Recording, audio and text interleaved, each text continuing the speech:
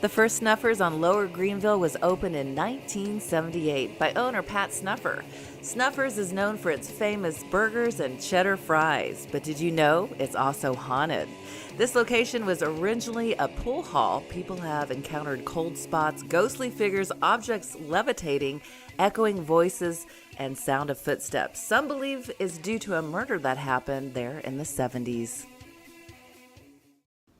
What's up, everybody? It's Zach Davis with Trippin Legends, and Debbie was supposed to meet me here, but I guess not. Oh, what was that back there? What's back there? Jeez. Anyway, we had our friend Jarod Bishop go down to Snuffers because I guess it's haunted. Did you say Snuffers is haunted? I did. Ooh. I did say that. Oh my. Well, there's Debbie, everybody, for Trippin Legends. Anyway, we had our friend Jarod Bishop go down and talk to one of the wait staff at Snuffers to find out about the haunted history of Snuffers. So you all check it out and let us know what you think, all right? Snuffers is haunted, y'all. It is. 2 and 1. Cut.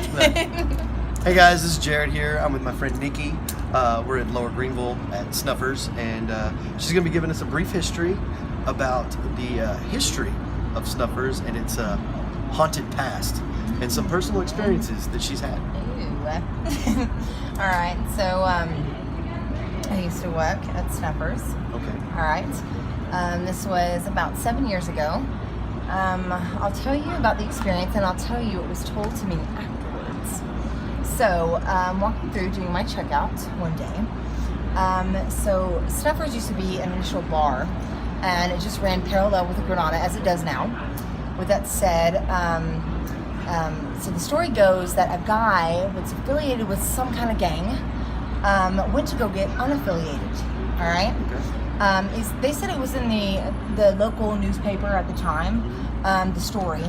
But the guy would go and get unaffiliated, and they told him that there was only one way out to be, unaffiliated. There's only one way out, as he was being stabbed many a times. As he's trying to crawl the door, he obviously died. And I'll tell you about my experience that I had. I was going through a checkout. We used to close at 2 o'clock in the morning. So walking through, Pat Snuffer owned the place, and he bracketed on like many other rooms.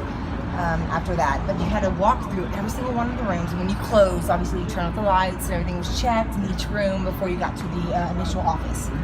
All I could see was the little dimming light, of the office door was ajar, and all I could see was the light, so it led me to, you could see the lights coming through the window from Granada on the other side, on the opposite side of us in the alleyway.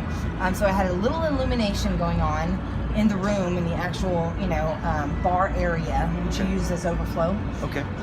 So I'm walking through, and I see on my peripheral vision, headed towards the office, a darker than dark image. It was a silhouette of a person. And so, of course, natural effects, I just took a look over, and I see the silhouette of this tall, had been 6'7", maybe 6'9", man with a cowboy hat, darker than dark, cowboy hat, step over, as in literally open his legs and step over. Oh. And so I'm looking at this image that was darker than dark, and of course I freaked out, and I was like, oh hell no, and took off towards the office. With that said, as I get to the office and I tell my manager, I won't say names, but my manager at the time, and he told me about the story that I just told you, that about the initial stabbing that happened. This guy that died within this bar area before it was Snuffers, that had happened, and that he died within the bar. Wow. So as I'm taking off, I'm like, of course, I'm flabbergasted by this incident that just happened, and it was like an anomaly, obviously. Not you see on a regular basis. Everything. Anyway, with that said, so I took off, and I was like, that was it. Well, I worked there before, or after it got rebuilt, the Snuffers, and there's incidents that happened in between, and I had other coworkers that told me about incidents that they happened. They felt cold spots. They felt like there was something looking, closers more or less. It was late at night, people aren't there anymore. that happen in between their shifts and or at the end of it, should I say. And it happened to me before when I worked there again after the new one was built, that the water was left on in the bathrooms. Nobody's there, you know what I'm saying? Nobody's there late at night.